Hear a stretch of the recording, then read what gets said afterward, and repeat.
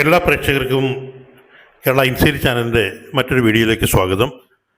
ഇന്ന് നമ്മുടെ വീഡിയോ പ്രധാനമായിട്ട് പറയുന്ന ഒരു കാര്യം TG വിഷയത്തിലുള്ള നിലപാടുകളെ സംബന്ധിച്ച് കേരളത്തിലെ RSSകാരും പ്രതികരിച്ചിട്ടില്ല എന്നതാണ്. കേരളത്തിൽ നമുക്കറിയാം മൂത്തതും മൂക്കാത്തതുമായ കുറേയേറെ RSS നേതാക്കന്മാരുണ്ട്. അവരൊക്കെ തന്നെ BJPയുടെ സമുന്നത സ്ഥാനങ്ങൾ അലങ്കരിച്ചു. ഇപ്പോൾ അവർ ഉറക്കത്തിലാണോ റിട്ടയർഡ് ഹർട്ടാണോ എന്താണെന്ന് അറിയില്ല. ഇവരാരും തന്നെ ഈ TG വിഷയവുമായി ബന്ധപ്പെട്ട് പ്രതികരിച്ചിട്ടില്ല എന്നതാണ്. TG മോഹൻദാസിനെ അനുകൂലിക്കാനുള്ള വീഡിയോ അദ്ദേഹം പറഞ്ഞത് ശരിയാണെന്നോ സമർത്ഥിക്കാനുള്ള ഒരു വീഡിയോ അല്ല. കേരളത്തിലുള്ള RSSന്റെ നിലപാടെന്ത് ആണ് എന്ന് മനസ്സിലാക്കാൻ വേണ്ടി ഒരു വീഡിയോ ചെയ്യുന്നു എന്ന് മാത്രമേ ഉള്ളൂ.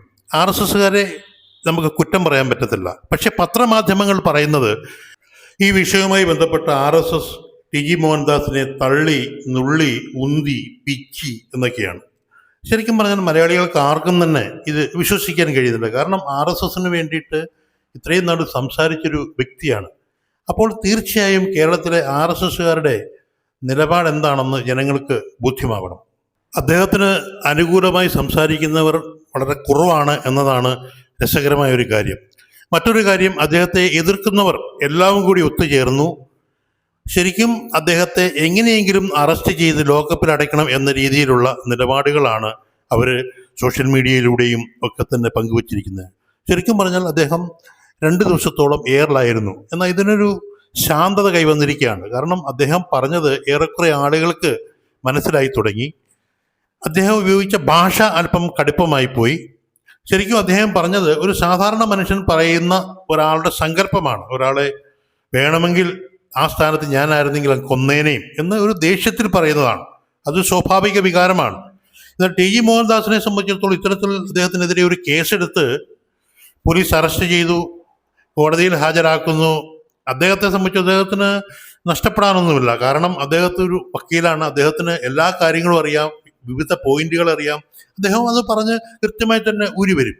എന്നാൽ ഇതുപോലെ പറയുന്ന മറ്റൊരാളെ സംബന്ധിച്ചിടത്തോളം അവർക്ക് കോടതിയിൽ നിന്ന് ഊരി വരണമെന്നുണ്ടെങ്കിൽ മറ്റൊരു അഡ്വക്കേറ്റിൻ്റെ ഒരു നിയമ ഉപദേശകൻ്റെ ഒക്കെ സഹായം വേണ്ടി വരും. ഈ പാറ്റ സമരത്തിന് ശേഷം ഇതിനെ അനുകൂലിച്ചും പ്രതികൂലിച്ചും ഒക്കെ നിരവധി ആളുകളുടെ പോസ്റ്റുകളും വീഡിയോകളും ഒക്കെ നമ്മൾ കണ്ടതാണ്. ഈ സമരത്തെ മറയാക്കിക്കൊണ്ട് പ്രധാനമന്ത്രിയെ പോലും തെറിവിളിക്കുകയാണ് സമൂഹ മാധ്യമത്തിൽ കൂടി. അത്തരത്തിൽ വരെ ആളുകളുണ്ടായി. അവർക്കൊന്നും ഇല്ലാത്ത കൂടുതൽ എന്താണ് TG മോഹൻദാസിനെ അറസ്റ്റ് ചെയ്യാനുള്ള കാരണം എന്നത് ശരിക്കും പറഞ്ഞാൽ സോഷ്യൽ മീഡിയ ഇപ്പോൾ ചർച്ച ചെയ്തുകൊണ്ടിരിക്കുകയാണ്. ഡൽഹി സമരം അനാവശ്യ സമരമായിരുന്നോ? എന്താണ് അതിൻ്റെ പിന്നിൽ പ്രവർത്തിച്ചത്? രാജ്യവിരുദ്ധ ശക്തികൾ ഏതെങ്കിലും പ്രവർത്തിച്ചിട്ടുണ്ടോ? ഈ സമരത്തിൻ്റെ പേരിൽ നുഴഞ്ഞു കയറി ആരെങ്കിലും രാഷ്ട്രീയ ലക്ഷ്യം നിറവേറ്റാൻ വേണ്ടിയിട്ട് എന്തെങ്കിലും അക്രമം കാണിച്ചോ? ഇതൊക്കെയാണ് പരിശോധിക്കപ്പെടേണ്ടത്. ശരിക്കും പറഞ്ഞാൽ ഇതൊരു സുരക്ഷിത മേഖലയാണ്. ഇന്ത്യയിലെ ഏറ്റവും പ്രധാനപ്പെട്ട സുരക്ഷിത മേഖലയിൽ ഇത്തരത്തിൽ നടക്കുന്ന അക്രമങ്ങൾക്കെതിരെ ജനങ്ങൾ ശരിക്കും പ്രതിഷേധിക്കണം. ജനങ്ങൾ ഇതിനെ സപ്പോർട്ട് ചെയ്യുമ്പോൾ കൂടുതൽ ആളുകൾ ഇത്തരത്തിൽ അക്രമങ്ങൾ ചെയ്യാൻ വേണ്ടി മുന്നോട്ട് വരും. ശരിക്കും പറഞ്ഞാൽ ഇതൊരു രാജ്യദ്രോഹപരമായ നടപടിയാണ്. സമരം ചെയ്യാൻ വേണ്ടി അനുവദിച്ചിട്ടുള്ള സ്ഥലത്താണ് സമരം ചെയ്യേണ്ടത്.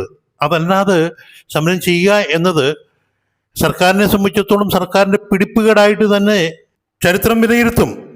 അപ്പോൾ ഇത്തരത്തിലുള്ള സമരങ്ങൾ ശരിക്കും എന്തിൻ്റെ അടിസ്ഥാനത്തിലാണ്, എന്താണ് ഇതിൻ്റെ ഉദ്ദേശം എന്ന് സാധാരണപ്പെട്ട ജനങ്ങൾക്ക് അറിയാൻ ബാധ്യതയുണ്ട്.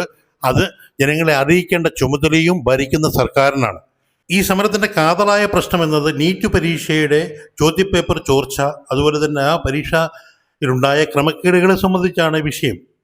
ഇത് സർക്കാർ നേരത്തെ തന്നെ കണ്ടെത്തി ഇതിന് ഒരു പരിഹാരം മാർഗങ്ങൾ തുടങ്ങിക്കഴിഞ്ഞിരുന്നു ഈ സമരം തുടങ്ങുമ്പോൾ തന്നെ. എങ്കിലും സർക്കാർ ഈ സമരം കൂടുതൽ വ്യാപിക്കാതിരിക്കാൻ വേണ്ടി വിദ്യാഭ്യാസ മന്ത്രിയുടെ രാജി അംഗീകരിക്കുകയാണ് ഉണ്ടായത്. അപ്പോൾ പാർട്ടികൾ ഈ സമരം വിജയിച്ചു എന്ന് പറയുമ്പോൾ ഗവൺമെൻറ്റും ഈ സമരം ന്യായമാണെന്ന് അംഗീകരിക്കുകയാണ് ഉണ്ടായത്. അതിൽ ശരിക്കും പറഞ്ഞാൽ 2 കൂട്ടർക്കും വിജയമാണ് ഉണ്ടായത്. കോക്രോച്ച് പാർട്ടി എന്നത് ശരിക്കും ജെനുവിനായിട്ടുള്ള സത്യസന്ധമായ ഒരു ഒത്തുകൂടലായിരുന്നു എങ്കിൽ ആ സമരം ഇന്ത്യയിലെ വിവിധ പ്രദേശത്ത് ഇനിയും ഉണ്ടാകും.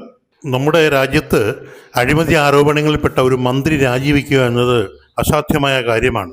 ഈ സമരത്തിൻ്റെ ഭാഗമായി നടന്നത് എന്താണ്? ഒരു അശ്രദ്ധക്കുറവ് അല്ലെങ്കിൽ ഒരു നോട്ടപ്പിശകിൻ്റെ അടിസ്ഥാനത്തിൽ ഒരു മന്ത്രി രാജിവെക്കേണ്ടി വന്നു എന്നതാണ്. മന്ത്രി നേരിട്ട് നടത്തിയ അഴിമതിയല്ലത്. ഏജൻസികളും ഉദ്യോഗസ്ഥന്മാരും ഒക്കെ തന്നെ ഇതിന്റെ പിന്നിലുണ്ട്. ഇതുമായി ബന്ധപ്പെട്ട അന്വേഷണങ്ങൾ നടന്നുകൊണ്ടിരിക്കുകയാണ്. ജനാധിപത്യത്തിലൂടെ അധികാരത്തിലേറിയ ഏതൊരു ഗവൺമെന്റിനും ഭരണഘടനാപരമായിട്ടുള്ള ചില കാര്യങ്ങൾ ചെയ്യേണ്ടി വരും. സുരക്ഷിത മേഖലയെ സംരക്ഷിക്കണം, അക്രമം കാണിക്കുന്നവരെ എങ്ങനെ നിയന്ത്രിക്കണം. കുറേ ആളുകൾ നിയമപരമായി അല്ലാതെ സംഘം ചേർന്നാൽ എന്തും രാജ്യത്ത് ചെയ്യാൻ കഴിയും എന്ന ഒരു സന്ദേശം ഇത്തരത്തിലുള്ള സമരങ്ങൾ നൽകിയാൽ ജനാധിപത്യത്തിൻ്റെ നിലനിൽപ്പിനെ തന്നെ അത് ബാധിക്കും. നിയന്ത്രിത മേഖലകളിൽ കയറി സമരം ചെയ്യുന്നവരെ ഉമ്മ കൊടുക്കാനല്ല ജനാധിപത്യ രാജ്യത്ത് സർക്കാരുകളെ തിരഞ്ഞെടുക്കുന്നത്. അതിപ്പോൾ സെക്രട്ടേറിയറ്റ് ആയാലും പാർലമെന്റ് ആയാലും ഇത് തന്നെയായിരിക്കും അവസ്ഥ. നമ്മുടെ ജനാധിപത്യ രാജ്യത്ത് ജനങ്ങൾ തിരഞ്ഞെടുക്കുന്ന ഗവൺമെന്റ്, അതിന് കോൺഗ്രസ് ആയാലും BJP ആയാലും, ആ ഗവൺമെന്റ് അക്രമകാരികളെ നേരിടുന്ന രീതിയെ ഭരണഘടനാപരമായാണെങ്കിൽ അതിനെ അനുകൂലിക്കാതെ കുറ്റം പറയുന്നവർ ശരിക്കും ഇന്ത്യയിൽ താമസിക്കുന്ന, ഇന്ത്യയെ സ്നേഹിക്കുന്ന ഇന്ത്യക്കാരാണോ എന്ന് പോലും ചില തോന്നലുണ്ടാക്കുന്നു. എന്തായാലും വിഷയത്തിൽ നിന്ന് നമ്മൾ അല്പം അകന്നുപോയി.